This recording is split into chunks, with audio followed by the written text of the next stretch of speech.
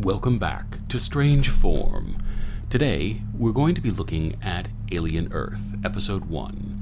Now, I know I'm a little bit late to the game on this, but I figured I wanted to have enough episodes under my belt in order to kind of get an idea of what was happening, rather than just sort of guess with each episode. So, now that I've got a good handle, as of taping this, Episode 7 just aired, and we've only got one more episode to go. Still a lot of questions, but I really wanted to talk about what's happened up to this point, and sort of draw my conclusions about what it all means, and maybe point out a few things along the way. So let's talk about Alien Earth. Alright, so after the FX fanfare, we open up with the words FX Presents in very familiar Mother-style text. This is the first of a lot of callbacks and stylistic similarities between the first three Alien films and this series. Next, we get the text, in the future, the race for immortality will come in three guises: cybernetically enhanced humans, cyborgs, artificially intelligent beings, synths, and synthetic beings downloaded with human consciousness, hybrids. Because the sentence structure here is a little odd and the lack of a period after cyborgs, there has been a little bit of confusion here and there online over this opening sentence, but they're basically saying that you have cyborgs, synths, and hybrids. So basically, humans with artificial augmentations, synthetic beings with no organic augmentations, and hybrid synthetics with organic augmentations. Then we see the statement, whichever technology prevails will determine what corporation rules the universe. So just like right now, the underpinning issue propping up humanity is the desire to transcend human limitations through science and technology. Then, as with every episode, we see flashes of the alien interspersed with key scenes, though Episode 1 and Episode 5 are slightly different, showing scenes pertaining to the episode at hand. Episodes 2, 3, and 4 use the montage to show key scenes from previous episodes. Now we see a very Sulaco crossed with Nostromo designed Maginot crossing the rings of Saturn as the Alien Earth title appears, revealing each letter very similar to the opening of the 1979 Alien. And like an alien, we see the computer waking everybody up as a reflection of the navigation information is displayed across a helmet identical to the one in the opening of Ridley Scott's original film. Now, I've heard a lot of people complain about this being nostalgia bait or member berries, and that it's too close to the opening of Alien, but I have to disagree here. I think that one of the first duties of a new series like this is to show you where you are in the storyline and where you are in the universe and the technology. And I think this sets up a lot of shorthand. We don't have as many questions if we see a lot of familiar things and we hear a lot of familiar music beats. This is something that I think Ridley Scott himself sort of failed with Prometheus and Covenant, in that he wanted to do the rule of cool and he made it too flashy, and the technology, being a prequel to the original Alien, was far too advanced. And this set up a lot of armchair theorizing from the fans as to a two-tiered system. Could one have digital technology if you're richer, if you have more resources and power, and then the other side has analog technology, and that their technology isn't as advanced because they're poor and they're considered sort of expendable. So I think that this caused sort of a rift inside of the aesthetic of the Alien universe, and what we see here with both Romulus and this one is an attempt to sort of set it back on track.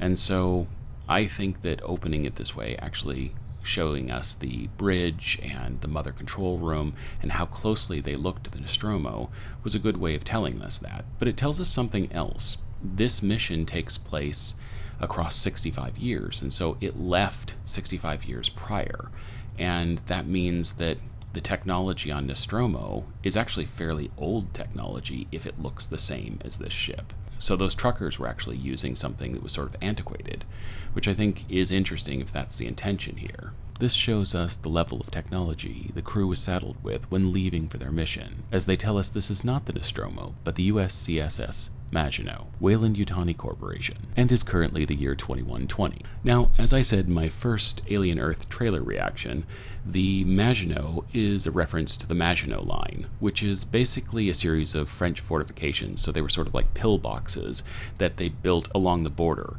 And the idea was that this was going to keep a German invasion from happening. But, unfortunately, the Germans actually never even intended to invade from that area, as they knew that there would be fortifications, and so they ended ended up invading from the lower countries, and there wasn't as much setup there. So though it did technically do its job in causing them to attack from a different angle, the fact of the matter is they didn't actually set up for that attack. And so this was considered a failed defense. So the word Maginot, and André Maginot, the inventor of this line, the Ministry of War for France during World War II, ended up becoming a sort of shorthand word to use for something that expended resources in the wrong direction and ultimately failed. However, the Maginot Line was actually in operation until the 1970s. But from its christening, its namesake means that this ship was doomed from the very start. We learned that the mission length was 65 years, as we see identical sleeper pods to the ones found on the Nostromo, which must have been an extremely successful design as the ship was sent out in 2055. And of course, they were still in use in the year 2122 during the Nostromo's much shorter but ill-fated mission. Now, as you watch this, know that there are going to be heavy spoilers, not just for the episode, but for the series overall. At least up to episode 5, which is where I'm putting these episodes together. Our first introduction to the crew shows them waking up with the hypersleep hangover the series is so famous for, as they dust themselves off and prepare for their duties. If you look closely, you can see that there are other pods in the room, and it's mentioned in the preceding scene that they lost a lot of good men. Ironically, it's the ship's medical officer who is the first to light up and start smoking a cigarette. After episode 5, I actually have a theory about the crew of the Maginot, and that's that I think that a lot of people attributed their stupidity and their bad choices to bad writing, meaning they just couldn't write interesting people or they couldn't write intelligent scientists, and I don't think that's actually the case. I think that they were kind of stupid and naive on purpose. I think it's more like the penal colony in Alien 3, where you have a lot of people who are low IQ, you have people who are murderers, you have people who are rapists, you have a lot of people who are basically the dredges of society, but they also all have duties, and they all have things that they are supposed to be getting done on this planet, including the doctor, who was a disgraced doctor. And so here you kind of have the same thing happening with the characters they tell you about. The doctor used to be a drug addict, and that's one of the things that they question about him, is whether he's raiding the supply in the ship. And one of the other characters appears to be a sexual predator. So I'm wondering if these are all damaged people, because what other people would choose to go on a mission that would have them returning home to a home where there was no family, to a home where everything had changed?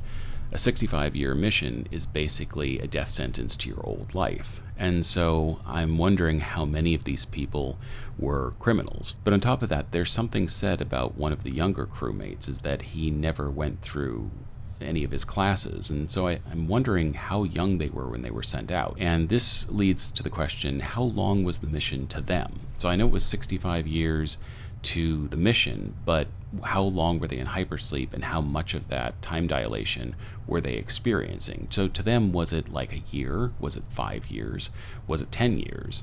If it was 10 years, this would mean that a few of the people who were sent out as literal children and grew up over the mission. So did this company send out kids on a suicide mission into the literal void?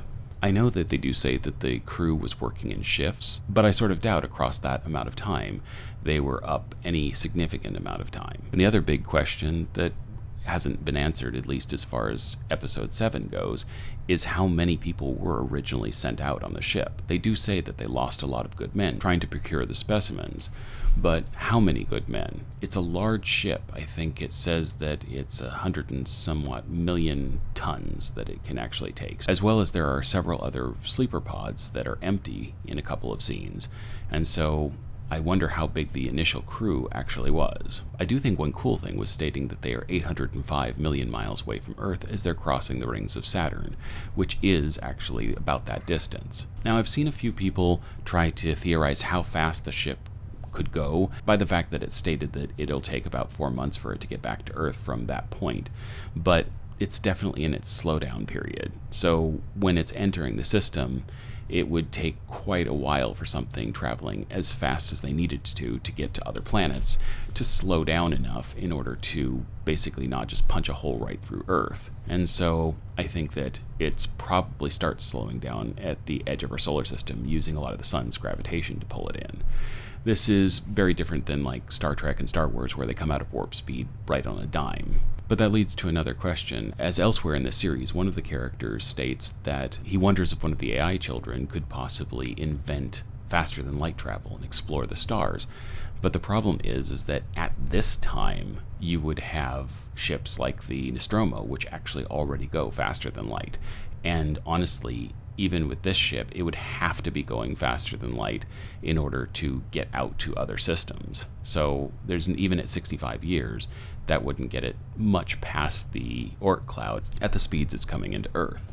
So the question there is, does Noah Hawley understand the technology that's already been set up in this universe, or is he sort of winging it? And honestly, even at episode 7, I'm not entirely sure.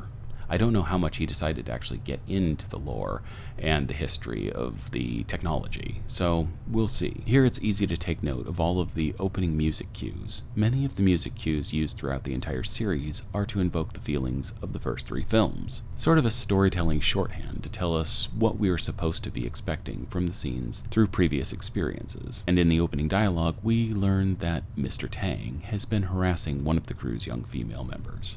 It's sort of alluded to that he is a synthetic by his monotone line delivery and stilted movements, but in reality he's actually a sexual predator. And again, my theory is that this is why he was picked for this mission. Most likely he was in legal trouble back on Earth. Dr. Rahim, who we find out has similar legal issues, admonishes the crew member sitting next to him about overeating before cryosleep. This is actually a loaded piece of dialogue that we find out about in episode 5. In fact, I suggest you watch this beginning again before watching episode 5, as if you put those two together, a lot of things they're saying and doing in this sequence will make more sense. And I think you'll end up catching a lot more. Here we also see a subtle flirtation between the ship's captain and co-captain. When he asked her how she slept while flirtatiously putting his hand on her leg under the table, she sort of darts a look at Morrow and removes his hand quickly. But the most interesting exposition here is when they start to talk about the corporations and the political state of Earth. As the ship's lead mechanic explains to his young cohort, who he says hasn't gone through his social studies, which again makes me wonder how old this kid was when they shipped out. There were initially 3 corporations called the Triumvirate, a direct nod to the way that Rome was divided up between Julius Caesar, Pompey the Great, and Marcus Lucius Crassus during the first Triumvirate, and the second Triumvirate with Octavian, Mark Antony, and Marcus Aurelius. After Caesar's death, and before the rise of Imperial Rome, Octavian would eventually seize complete power and declare himself Emperor Augustus. Here we have a similar power structure vying for control over the entire galaxy. But 2 new members have been added to the initial 3. Yutani, who controls North and South America, and evidently Saturn and Mars. And we have Threshold, who owns Western Europe, Lynch, who owns Russia, and Dynamic, who owns the Middle East as well as Africa, and evidently the Moon. But the newest comer to the corporate table is Prodigy, run by a very aptly named Boy Cavalier. Cavalier being spelled with a K, but still retaining its meaning of being given to offhanded and disdainful dismissal of sometimes important events and matters. Having only come to power in the previous 3 years, Boy Cavalier is the youngest trillionaire to ever have existed. Prodigy City, his main seat of power in Asia, being in New Siam, which is basically Thailand renamed its old name, Siam. Prodigy is mainly a tech and AI company, and in one of the sequences here, we actually see Boy Cavalier throwing his bare feet up on the table, sort of in a disrespectful way to the people he's negotiating with, and this comes into play in a later episode. But one of the interesting things is that I've actually known and worked with quite a few tech bros and people at that level, and one thing that I have noticed is that a lot of them wear sandals and slippers. They don't wear socks. Some will walk around in bare feet, but it's actually kind of a thing. Sort of a nod to that culture of we don't have to play by anybody else's rules, that we are wealthy enough and we set our own rules, a sort of new aristocracy. So that's sort of a thing in that world, so I thought it was interesting that he threw that in there. During this conversation, Mr. Tang starts to loiter over the female crew member he has been stalking, forcing Chief Security Officer Morrow to have to scold him like you would a child doing something they know they're not supposed to do, threatening him with total cessation of pay over his entire 65-year journey. Tang reacts to this by immediately going over to and sitting next to another female crew member, invading her personal space instead. He tells them that they're about 4 months away from Earth, but first relaying it in seconds. The female crew member immediately gets up and moves, feeling uncomfortable by how close he's sitting. Tang relays things in a sort of monotone, emotionless annoyance that makes him unlikely to be human, but in all actuality, it seems that he's actually just mimicking synthetic behavior and is just eccentric. It's here that the crew learns that comms are down and that a good deal of the navigational equipment has been corrupted. The chief mechanic, Schmoll, suggests that they jettison the life forms that they've collected into space and just go home. But Morrow reminds him that the specimens are the mission, and we get a quick montage of creature scenes. Schmoll responds to Morrow by reminding him that they lost a lot of crew members collecting the creatures. And he suggests that the company only wants these creatures to experiment on them and to control the masses. Most of the crew rolls their eyes in reaction to this, as it's a conspiracy theory, but it shows that the working class has a general mistrust of their corporate overlords. It appears here that some of the crew goes back into cryosleep while others stay up, as they are running the ship on sort of a shift duty. And we end the sequence with a good deal of montage shots from episode 5. From the food at the table, to the decorations in the background, to seeing a little tipping bird at the corner of one of the shots, they definitely put a lot into this series to make it feel familiar and at home with the original film, so much so that Ridley Scott said when on set he couldn't believe that he was transported back to 1979. So set design here is actually really, really good, and it's cool to see something in the same vein as the technology from the previous films. From here, the camera flies past the moon and onto Earth, eventually landing at the Neverland Research Island, the R&D portion of Boy Cavalier's operation. Here, the shot centers on what appears to be an Asian forest scorpion, among the largest scorpions in the world. Funny thing about this is that the girl is extremely concerned and pensive with the danger that this arachnid poses, yet the species doesn't have a very potent sting. It hurts, but would only be deadly to someone who's having an anaphylactic reaction to it. Here we meet the terminally ill Marcy, and Boy Cavalier's lead synthetic, Kirsch. Kirsch's hairdo and aesthetic is definitely a throwback to Blade Runner. Kirsch, instead of allaying the young girl's fears about the lethality of the scorpion after she exposes fear over it stinging him, he philosophically tests her, saying, what if I squish it and its friend comes along and stings me to protect it the same way that you're trying to protect me? And then when she simply responds that the creature scares her, he tries to get her to think in its point of view. What do you think it feels behind glass being menaced by giants? Interestingly, Kirsch is very much the opposite of David from Prometheus and Covenant. He seems to be preoccupied with morals and philosophy, and he also seems the most parental to the children. Marcy is then approached by Dame Sylvia, a psychologist and lead worker on Cavalier's consciousness transference program. In several sequences, we see these people spraying the walls and sort of like cleaning. And at first, I was wondering if they were spraying some sort of agent that was like keeping an experiment that they had done at bay, or maybe trying to cryogenically freeze a door or whatnot. But as I started to watch the series, I started to realize that there were mold spots like all over across the compound. And earlier in the series, Kirsch says that they found the scorpion in the mess hall. And so I think there's sort of a conversation here about nature trying to reclaim the facility. So they built this facility in a very humid environment on an island, and I think that there's just mold growing everywhere, and they're constantly having to clean it, and they're constantly having to like look after small animals and things getting into the compound, and it's just constantly nature trying to overtake and retake this facility. So I think there's sort of an idea here that nature just can't be contained, and that it's constantly going to try in small ways to reclaim. And so you're actually in a constant battle against it. Later we learn that the two main scientists at the scene are both married and unable to have children. There seems to be a large age gap between these two, which makes me wonder if the inference is that during this era of interstellar travel, jobs may cause you to age differently than the ones you love, causing yet another reason to figure out how to extend or arrest human aging. It's possible that her husband was sent away to another planet while she stayed at Earth, thus aging at different intervals.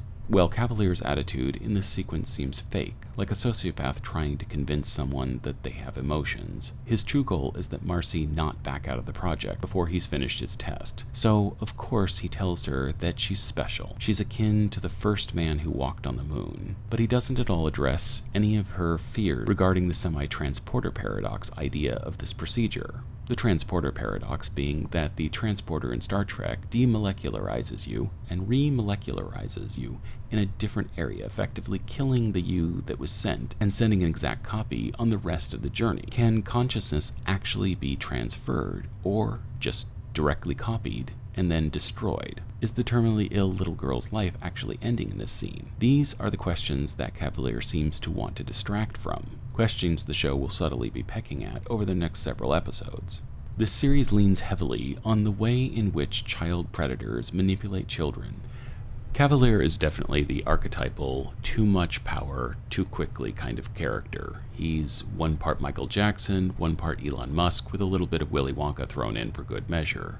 He sees himself as Peter Pan, of course, but he's also all-powerful, much more than Peter Pan. So he's more like the kid who was sending people to the cornfield in the Twilight Zone, which is immediately what I thought when I saw his personality and how he was acting and how everybody sort of shoots glances around when he says things that they don't agree with. And this is something that Noel Hawley actually came out and said was the sort of archetype for the character, that he wanted the actor to actually watch that episode of The Twilight Zone to sort of see the infant terrible that he's supposed to be. So I think that's actually rather interesting.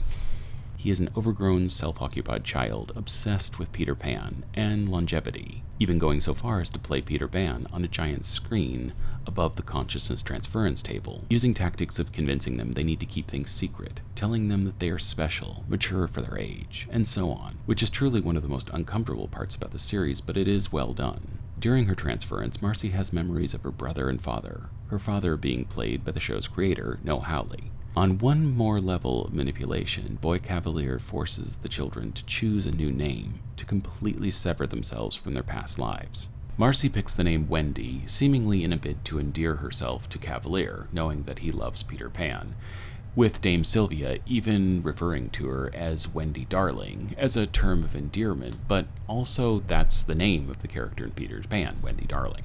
The next time we see Marcy, now Wendy, she is in her adult body on a cliff around 200 feet from the shore. She's called down by Dame Sylvia, where she jumps and lands, showing that the body has not only incredible shock absorption, but is also quite heavy and sturdy. She challenges Dame Sylvia to a race, sprinting off down the beach, showing her newly acquired super speed.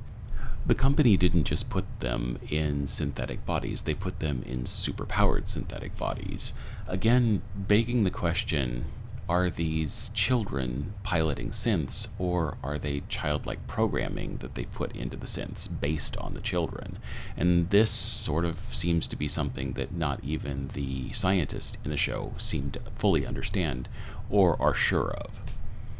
The next scene we see that the synthetics have counseling meetings to see how they are acclimating to their new bodies. Wendy, having been forced to forego puberty and just shot immediately into an adult body, feels uncomfortable with her breasts and questions why she was put in an adult body in the first place. The overall reason is that synthetic bodies don't grow up, so they just put all the children in a neutral grown-up age, somewhere around the early 20s. This is where one of the most interesting things to contemplate is said. She's asked how her emotions are doing, and she says, "I don't know, it's quiet." To which Kirsch explains that human bodies manufacture hormones, and that these will dictate mood and sort of their experience, and that they've gone to great lengths to sort of synthesize these emotions that the kids would be going through as they hit puberty, as the synthetic bodies would obviously no longer have these hormonal responses. Dame Sylvia thinks they need to basically turn up the synthetic hormones in order to get the kids to better acclimate themselves to being human. But Kirsch actually disagrees with this. He actually thinks that they should be weaning themselves off of humanity and should be trying to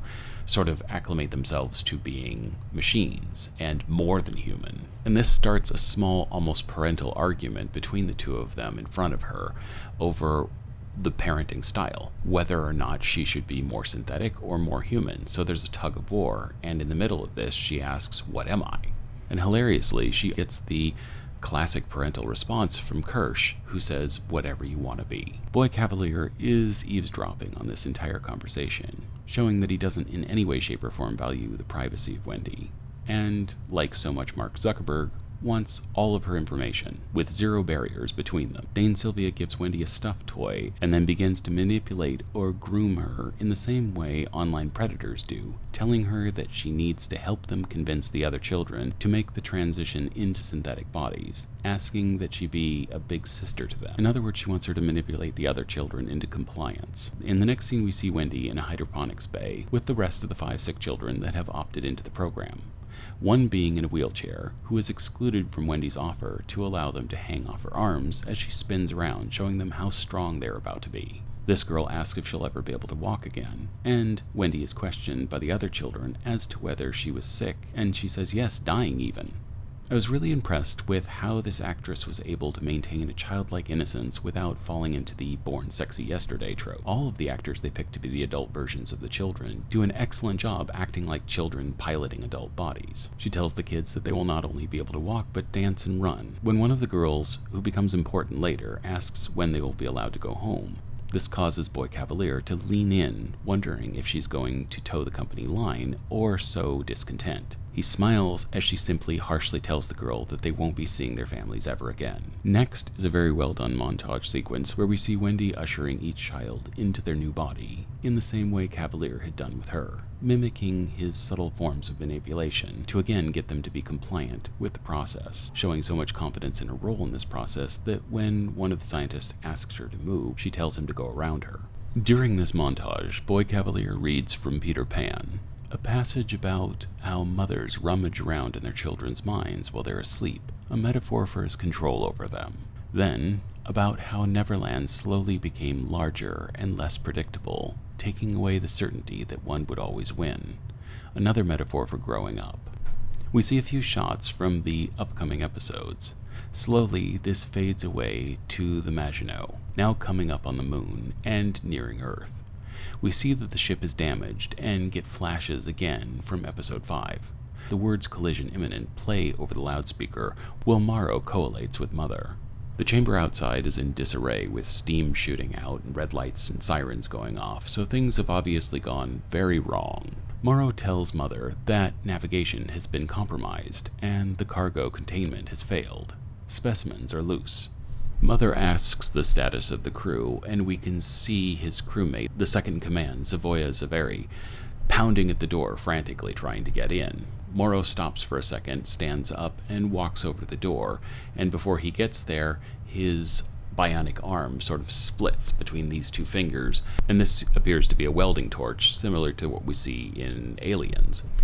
At first, it looks like he's going to help her, but immediately she realizes what's going on when he starts to seal the door, and that her fate has also been sealed. One issue I have here, though, is that the crew would have technically gone out in the 2050s, and it seems like his arm is far too advanced technology compared to a lot of the rest of the technology. So I'm wondering if this is something he went out with, or this is something that was sort of an upgrade along the way, because we do know from episode 5 they were getting some sorts of subspace communications from Earth, as they knew things that were going on politically that there was no way that they could have known if they had no communication. So it's very possible that certain technologies got forwarded to them as well. After sealing his doomed crewmate out, Morrow sits back down to the computer and answers Mother with a simple "crew dead," as we see Zaveri attacked in the corridor window over his shoulder, the words "crew dead" reflecting in Morrow's face. Now we get our first look at the Alien Earth Xenomorph.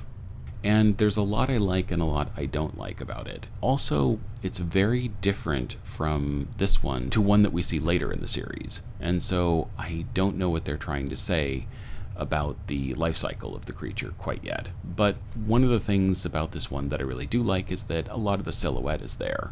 And we see that it has the 4 back tubes, although they're much shorter than they've ever been. It doesn't appear to have the dorsal spine like the big chap or the ones from Aliens, but it does have the tail, and it sort of runs both on all 4s and stands up in a bipedal fashion, which is really cool. And then we see it, after attacking Zaveri, kind of back up across the window, and we get a really close view of the head as it basically goes across the frame, ending on its face, and then it snarls and you can see its silver teeth.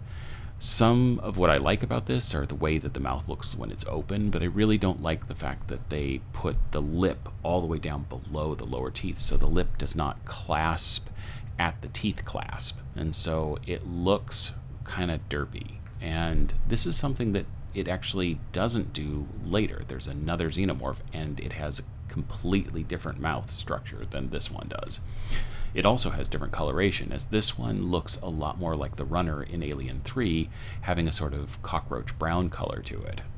But little nitpicks aside, one of the things I really like about this is the way they have it move. This thing looks intelligent and fast and very aggressive, using its tail to stab and grabbing people and throwing them around.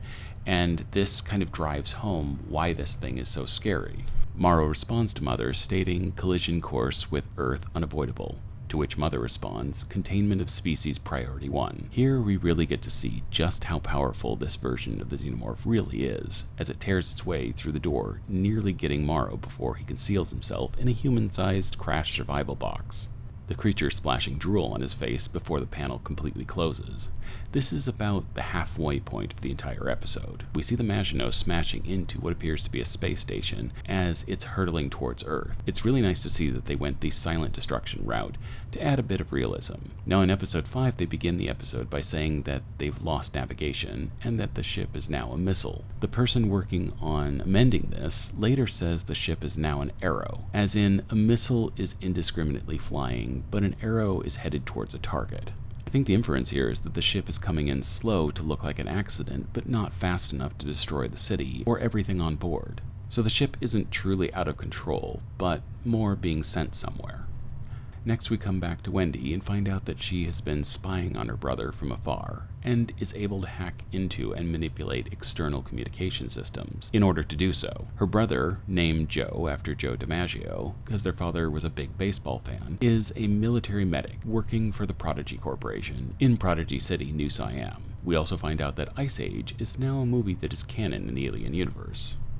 I've heard a few people say that it's ridiculous that they are still watching movies from the early 2000s, but right now we are still watching movies and properties from the last 5 decades, and probably will continue to do so for years to come. The interesting thing is there actually isn't any cross-pollination between the Ice Age actors and those who have been in the Alien films. And having this in a highly successful Alien series has shot Ice Age back to streaming relevance, which is strange. In this scene we see Joe Hermit living a sort of destitute lifestyle, crammed into a multifamily dwelling.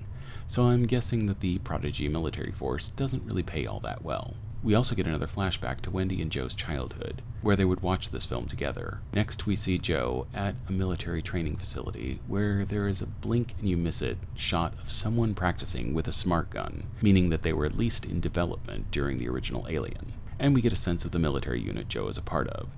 They definitely aren't the grizzled space marines of Alien, but it's mentioned later that Joe was away at war at some point, so it looks like the rival companies still wage war, similar to previous governmental styles. Joe has a front row seat to the Maginot dropping on Prodigy City. As I said before, this doesn't seem like an out-of-control descent, but more a controlled crash, similar to Anakin's flight down to Coruscant in Revenge of the Sith. The ship even touches down and starts skidding before hitting the Prodigy Towers. The military then gears up and heads out in what looks like an early version of an APC from Aliens. These vehicles also look very similar to the ones that we see in the Predator Badlands trailer. But this is where we have to have a sort of uncomfortable conversation about how this show diverges from everything else, and that it's definitely not a part of the other universe, in that Romulus set up a lot of new canon, such as the sort of, egg pouch that the thing goes into after it's a chest burster to sort of molt and grow. This one leaves all of that on the floor, and the large reason for that is that any similarities are sheerly coincidental. Noel Hawley and he did, a lot of reading of the books and the comic books, but really this takes only the first 3 films and some of the Dark Horse material into account, because he didn't actually talk to Fede Alvarez. He didn't really talk to anybody. And so Prometheus and Covenant, as well as Romulus, all of that is now a different timeline. And it appears that we're getting something that's almost, completely different. And I don't know where this is going to go and how it's going to meet up with any of the rest of the series. I think it will meet up with Alien and Aliens, but I don't think the rest of it's there. Now, you could do backflips, and there are ways that you could sort of force fit a lot of the canon back into it, but it's not there right now. And again, anything that's similar is just coincidental. So in reality, this gives us basically two different paths. So one for the people who really liked Prometheus and Covenant, and one for the people who really didn't want that at all, none of the black goo or anything like that. So it will be interesting to see where this goes from here on out. But right now, it looks like Alien Earth is really only going to pay attention to the first 3 films. After the crash, we get one of the greatest shots in TV history, as we see 9/11 style destruction, as the military personnel rush to the aid of the injured, and the ship is sticking out of the side of a huge skyscraper with its gigantic engines still burning and looming overhead. Everything from the sound design to the special effects make this one of the best scenes in the entire Alien franchise. But now let's take a minute to talk about the pulse rifles. The ones seen here are not the proto-pulse rifles seen in Romulus, again, because these two teams didn't connect, nor are they really the original pulse rifle, but rather a modified Steyr AUG. At first I thought it was the Israeli Taver, but on closer shots, it's definitely the AUG down to the waffle design of the magazine. This doesn't bother me because at least they tried to future it up a bit, and the original M41A pulse rifle in Aliens was actually a modified M1A1 Thompson. Cameron used the first machine gun entered into the US military service to create the newest model. As for the AUG, it's an Australian weapon that's seen service in Australia and New Zealand and Ireland, as well as a plethora of other police forces and special forces across the entire world. The weapon has been in service since the 1970s and was developed in the 1960s, so change comes slow to military weapon technology, and I can actually see refits of certain models still serving in 50 to 100 years. And in a few scenes we see Morrow is carrying a standard Caltech KSG pump-action shotgun with a stun device mounted to the underbarrel. This also makes sense to me, as the crew of the Maginot left in 2055, and the Caltech KSG was developed in 2011 and is still a popular seller today, meaning it's a likely weapon to have been stocked on the ship in 2055. As research and rescue make their way to the crash site, we see Hermit tagging bodies for retrieval. I really like the fact that the lower levels of the building are filled with shops rather than living quarters, as it lends the air of believability. And finally, the team makes their way to the ship, which has a large piece of I-beam steel sticking into an opening into the ship's hull. I really wish that they had worked their way into the ship differently, as it seems a little contrived having there be a beam that's a perfect bridge to an opening. But stranger things have happened, so I'm going to go with this path of entry for now. But I think it would have been better if they found a hatch. Here we have one of the search and rescue members asking what kind of ship they're standing in, and one of the others calls it out as a Weyland-Yutani scientific vessel, and tells us that he used to collect spaceship cards when he was a kid. So evidently these ships had some cultural popularity. The corridor here is so perfectly at home with the rest of the Alien universe, but especially the Nostromo. I would say that Howley has done an even better job than Alvarez at recreating the look and feel of the original world. Now in Mother's smashed up compartment, we see one of the screens come alive, reading computer actual time 3 a.m., flight time 5th November, 13547F, ship Weyland-Yutani Maginot, 531-250631, function Lifeform Expedition, capacity 125 million tons, galactic position 315-LK, 791 MP, velocity status 6101-15 AC. Here we see Morrow using his cutting torch appendage to extricate himself from the ship's black box. You can really see the power of the Xenomorph with the scratches and floor dents, presumably made by the creature headbutting the floor. And I have to say that I really love the design of Morrow's bionic arm. It almost feels like something out of Species with translucent skin and biomechanical internal skeletal structure. I would like to see more replacement parts with the same technology elsewhere in the series. As he surveys the damage on the ship, he sees that the crew is 10 kinds of dead, and that Prodigy Corporation's search and rescue team has entered the wreckage. Morrow tasks Mother with contacting Weyland-Yutani and states that he will go to the armory and attempt to re-procure the specimens until reinforcements can arrive. Now we switch back to Prodigy Island, where Arthur Sylvia is testing Wendy's hearing. And it looks in the background like there's actually one of the members of the science team who is in some strange contraption with a visor that looks kind of like a weird VR setup. I really don't have a lot to say about this, it's just such a strange getup that I thought it was worth mentioning. Sort of reminds me of something from the film Brazil. Now, a lot of people got hung up on the conversation between Wendy and Arthur, and they miss that this is the moment she gets tuned into the Xenomorph communication frequency. It's not that she's special or different than the other children, it's that she ended up leaving before she was finished testing the frequencies. Now, if you look at the screen closely here, you can see that it's left on the same wavelength as it was later when he's bringing her hearing back online. After Arthur very frankly admits to not being able to have children because of having a low sperm count, after laughing at the word sperm, she asked if that's what comes out of a man and goes into a woman's egg, but is immediately distracted by seeing her brother on the side monitor, which is playing the footage from the crash site.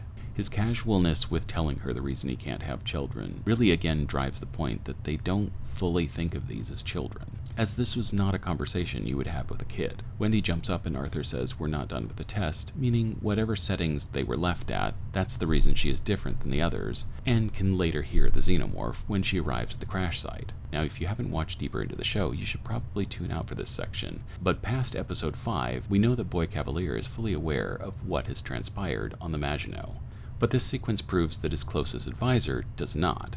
Cavalier even going so far as to act like the entire thing is a surprise. We find that it's a mass casualty event, but not as bad as it could have been because there was a holiday, and many of the people were at the park. Cavalier wants to claim the ship, but his advisor reminds him that this will put them at odds with Weyland-Yutani, saying simply, she won't like that, referring to Miss Yutani. This is where Wendy and Kirsch interrupt their meeting and ask if they can go to the crash site, Wendy suggesting that they bring the now dubbed Lost Boys, the rest of the children. Kirsch seems hesitant to even bring her into this, telling Cavalier that her brother is one of the first responders at the wreckage, causing Cavalier to recognize Wendy's seeming emotional distress and wonder if there actually is a ghost in the machine, telling her her body language looks almost human. To which she responds, I am human, and he throws his rubber stress ball at her, and she catches it midair with inhuman reflexes. This seems to be to demean her or make her question her own humanity, but she's unshaken. Cavalier's advisor is against them sending their experimental IP into harm's way, but Cavalier basically thinks it's a good way to stress test them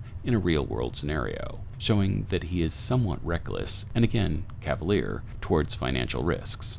Kirsch also objects to this, but is told to accompany the children and make sure nothing goes wrong. Now, there's something very interesting about Kirsch and the dynamic between him and Cavalier, and also the rest of the scientists, as he's constantly smirking and sort of eye-rolling at the stupidity of it all.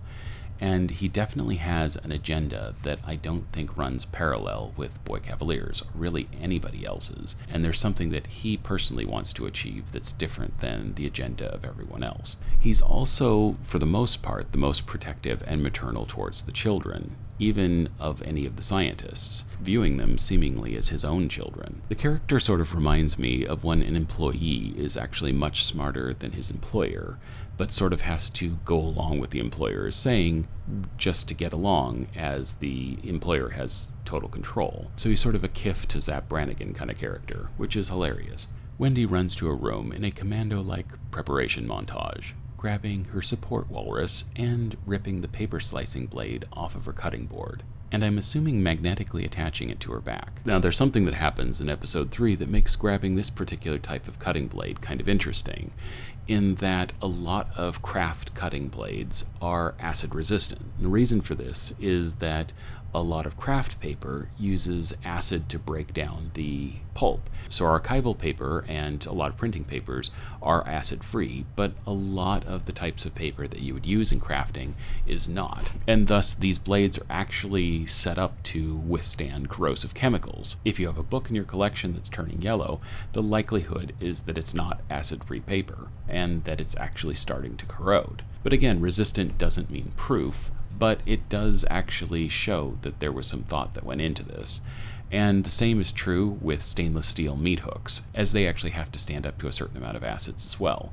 So the two things that come into play in that episode, which I'll talk about later, do make sense to a certain degree. After this, we see the other 5 children lying around on Cavalier's very 70s-inspired sunken living room couch. It's very interesting how much Cavalier's establishment has sort of neo-70s theming, very similar to a lot of the architecture and interior design of Noah Hawley's Legion. This is where the children talk about having been sick, with Curly asking, has any of them ever been healthy? With Smee insisting that he's always been healthy, he was as healthy as a horse, and slightly asking if horses are particularly healthy, and then Toodles saying anything's only as healthy as it ever is, with 100% being the most healthy. And so they're breaking down their mortality like children do. But it's Nibs who takes this down a darker path, saying that she was scared to go to bed every night, and that it was scary dying. And I think that this is actually showing the setup for the process still having her retain a lot of what disturbed her before she was about to go into the next body. And so a lot of those problems and psychological issues are still there. And they also said that she had had a troubling past at some point. And so there's something deeper to this character that I hope that they explore as the show goes on. But I'm not sure that they will, because we are coming down to the wire. The other children play this off by joking and teasing, saying that maybe their batteries will run out, or they'll be crushed. But again, I have to give kudos to the actors. Having raised several children, these actors have hit the nail on the head with how children not only act, but how they tend to flop around and lounge when thinking about things. That sort of restless energy is on display here, which is interesting. And this is where they're interrupted by Wendy coming in and saying that there's been a spaceship crash and that they all have to get ready and go. And they're kind of shocked by this. But what's more interesting is the fact that Cavalier is okay with sending these children into an environment that's going to have dead bodies, that's going to have alien species, that he knows that there are going to be disturbing and distracting things they're going to see. And children, they don't have any reference for sexuality and for violence, and so these things more greatly disturb them and can alter their actual mental development. So it's interesting that Cavalier is willing to throw the experiment under the bus by doing something that would fundamentally sort of scar these already somewhat traumatized children. It shows that he lives up to his namesake, being just completely cavalier about their safety and their mental safety. And this seems to be something that he cares about the least. And he's a character that constantly pretends that he's the smartest person in the room, but makes decisions that are sort of brash and not well thought out. Kirsch leads the kids onto what looks like an early version of the Cheyenne dropship. And then we switch back to Morrow, who is now armed and stalking the halls of the downed Maginot. He hears the search and rescue team and sets up an ambush. It's hard to tell if Morrow is a true sociopath or if he's just sort of disassociative because of the loss of his daughter. He is a character who seems to hate the human side of himself. He is manipulative, cold, and calculating, but he also seems to be suppressing feelings about the things that are happening, later saying that the human parts of him are the worst parts of a man. Search and rescue comes across the lab, and the musical cues are very similar to Aliens, where the Marines are searching Hadley's Hope. You can vaguely see creatures in the containment units as they flitter and move, and the team comes up to the facehugger's tank, with one searcher grabbing the other's back as he's staring at it, startling him, again calling back to Aliens. It's here that Morrow ambushes them and forces them to relinquish their weapons, zip-tying the pair to a large pipe in the lab. Morrow then asks where Cavalier is, while the soldier basically scoffs and says, "How should I know?" This would be akin to asking a first responder during 9/11 where the president is. And there's definitely no way Cavalier was ever going to get his hands dirty by coming into the crash site and putting himself in danger. As a matter of fact, we don't even see him leave the facility that often, so it makes me wonder how far down the Howard Hughes hole he's actually fallen, if he is one of those insulary characters who sort of is scared of the outside world, especially after we find out that he was in a rather catastrophic car accident. The soldier, who is also black like Morrow, tries to plead with Morrow with a sense of racial camaraderie, saying, "Brother, come on, you can't leave us like this." Morrow, who doesn't believe he's even entirely human, responds that "I am not your brother," and leaves them to their fate. Here we switch back to Hermit and his search and rescue teammates as they enter the cryopod chamber. Again, the musical cues from Aliens where the Marines are searching Hadley's Hope. Though all of the sleeping crew members are dead, one has obviously been affected by a chest burster and has a large gaping wound in his chest. Here, Hermit says that he's been dead for more than a week, pointing to the coagulation of his blood. Behind him, we can see something moving in the ductwork above. The team can see a blood trail leading out of the room and decides to follow it. During their exit, the camera slowly pans down to a second damaged cryopod where we can see the dead facehugger curled up. So that Xenomorph had been running around the ship for a full week, so remember that when watching episode 5. We switch back to the 2 rescue workers who were tied up by Morrow. One thinks that he can get his knife when we are introduced to one of the series' other lethal creatures, currently named the Ticks. These creatures are basically large blood-sucking parasites who can drain the human body in a matter of minutes, sort of the way that an Earth tick can swell up to several times its size.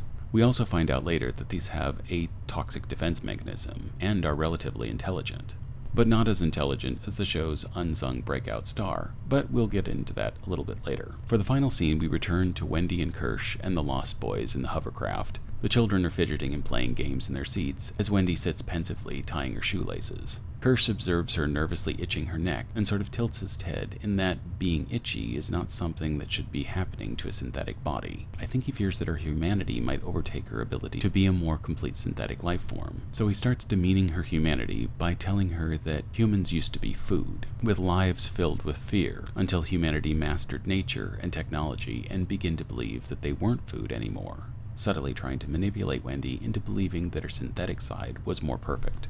He says that what it is to be human is that you are born, you live, and you die, and that there is always something bigger or smaller ready to eat you.